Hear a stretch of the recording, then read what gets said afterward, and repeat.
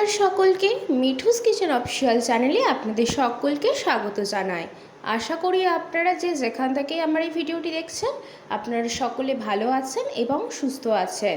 আজকে আপনাদের সাথে শেয়ার করে নেব এই গরমের জন্য উপযুক্ত একটি কাঁচা আমের ড্রিঙ্কের রেসিপি, যা কিন্তু অতিরিক্ত গরমে মন প্রাণ ঠান্ডা করার জন্য একদম উপযুক্ত। তাহলে চলুন রেসিপিটি শুরু করা যাক। তার জন্য একটি কড়াইয়ের মধ্যে আমি 3টে বড় সাইজের মিছরির দানা দিয়েছি এবং 2 বাটি জল দিয়েছি। এটাকে খুব সুন্দর করে ফুটিয়ে নিতে হবে। আর আমগুলোকে খোসা ছাড়িয়ে এইভাবে লম্বাটে করে কেটে নিয়েছি। আর আমগুলো একদমই নরম, ভেতরে কিন্তু আটি হয়নি। আর যদি আটি হয়ে গিয়েও থাকে তাহলে ভেতরের আটিটা বাদ দিয়ে দিতে হবে। আমার যেহেতু আমগুলো একদম নরম ছিল সেই জন্য আর কোনো কিছু বাদ দেওয়ার প্রয়োজন পড়েনি। তারপরে পরিমাণ মতো একটু নুন দিয়েছি। আপনারা চাইলে এখানে চিনিরও ব্যবহার করতে পারেন, তবে আমার মনে হয় চিনির থেকে মিছরিটা দিলে বেশি স্বাস্থ্যের পক্ষে ভালো, সেই কারণে এখানে আমি মিছরিটা দিয়েছি। এরপরে নুনটা খুব ভালো করে আমের সাথে মিশিয়ে দেব এবং লো টু মিডিয়াম ফ্লেমে প্রায় 10 থেকে 15 মিনিট মতো একটু ফুটিয়ে নিতে হবে, যতক্ষণ না অবধি আমটা নরম হয়ে আসছে এবং মিছরিটাও খুব সুন্দরভাবে গলে যাচ্ছে। যখন দেখবেন ফুটতে শুরু করেছে এবং অনেকটা পরিমাণে মিশ্রণটা গাঢ় হয়ে গিয়েছে, তখনই বুঝতে পারবেন যে আমাদের আমটাও কিন্তু খুব ভালোভাবে সেদ্ধ হয়ে গিয়েছে এবং মিছরিটাও কিন্তু খুব ভালোভাবে গলে একদম গাঢ় হয়ে গিয়েছে। দেখুন এখনও কিন্তু মিছরিটা পুরোপুরিভাবে গলেনি। চিনি হলে কিন্তু এতক্ষণে গলে যেত, যেহেতু মিছরির দানাগুলো একটু বড় সেই জন্য মিছরিটা গলতে একটু সময় লাগছে। ঠিক এই পর্যায়ে দেখুন আমগুলো কিন্তু আমাদের খুব ভালোভাবে সেদ্ধ হয়ে গিয়েছে।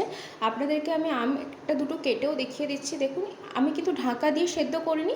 10 থেকে 15 মিনিট লো টু মিডিয়াম ফ্লেমে একটু ফুটিয়ে নিলেই কিন্তু আমগুলো খুব ভালোভাবে সেদ্ধ হয়ে যাবে, মিছরির দানাটাও গলে যাবে।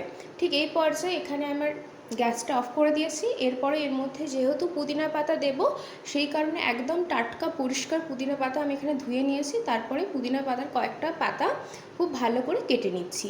পুদিনা পাতার কিন্তু ভীষণ স্ট্রং একটা ফ্লেভার রয়েছে, অতিরিক্ত পুদিনা পাতা দিলে কিন্তু খুব একটা বেশি ভালো লাগবে না খেতে। সেই জন্য হাতে গোনা 7 থেকে 8টা পুদিনা পাতা আমি এখানে দিয়েছি।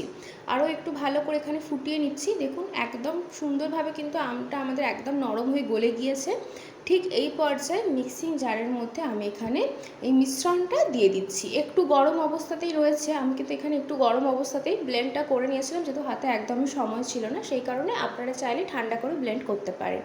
দিয়ে হাতের 1 মুঠো পুদিনা পাতা দিয়ে খুব সুন্দর করে একটা গাঢ় পাল্প তৈরি করে নিয়েছি। এরপরে একটা যে কোনো কাঁচের জারের মধ্যে বা যে কোনো পাত্রের মধ্যে এটাকে স্টোর করে রেখে দিতে পারেন। মাসখানেক আরামসে আপনারা ফ্রিজে স্টোর করতে পারেন, কখনও এটা খারাপ হবে না। যখনই বাড়িতে কেউ গেস্ট আসবে বা মাঝে মধ্যে নিজেদেরও যদি খেতে ইচ্ছা করে অতিরিক্ত গরমে, খুব সুন্দরভাবে কিন্তু যখন ইচ্ছে এই প্রসেসে বানিয়ে নিতে পারেন। তাহলে চলুন আপনাদেরকে দেখিয়ে দিচ্ছি শরবতটা কিভাবে বানাচ্ছি। তার জন্য আমি এখানে 3টে গ্লাস নিয়েছি। 3টে গ্লাসের মধ্যে এখানে আমি 1টা কি 2টো কিউব বরফে দিয়ে দেবো। আইস কিউবটা আপনারা চাইলে পরিমাণটা বাড়িয়েও নিতে পারেন বা কমিয়েও নিতে পারেন। এখানে যে যেমন ঠান্ডা খেতে পছন্দ করেন সেই মতো এখানে আইস কিউবটা দেবেন।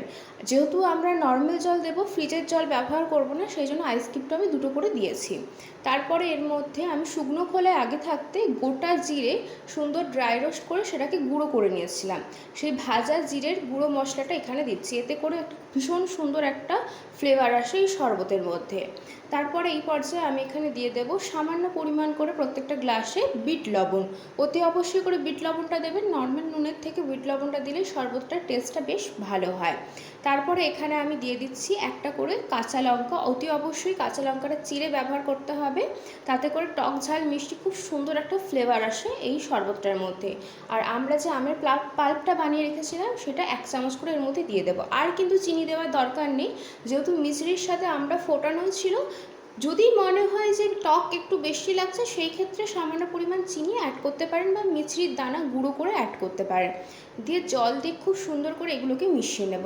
আমাদের কিন্তু ঠান্ডা ঠান্ডা আমের শরবত একদম রেডি হয়ে গিয়েছে। আজকের রেসিপি আপনাদের কেমন লাগলো অতি অবশ্যই কমেন্ট করে জানাবেন। যদি ভালো লেগে থাকে অবশ্যই করে আমার চ্যানেলটিকে সাবস্ক্রাইব করবেন, লাইক শেয়ার কমেন্ট করতে ভুলবেন না। আর যদি এরকম নিত্য নতুন রেসিপি পেতে চান অবশ্যই করে আমার চ্যানেলটিকে সাবস্ক্রাইব করে আমার চ্যানেলের পাশে থাকার অনুরোধ রইল। দেখুন এইভাবে চামচ করে খুব ভালো করে মিশিয়ে দিতে হবে, যাতে আমের পাল্পটা তো একদম জেলির মতো হয়ে গিয়েছে এবং সমস্ত গুঁড়ো মশলা যা যা রয়েছে সেগুলো যেন খুব ভালোভাবে মিশে যায়।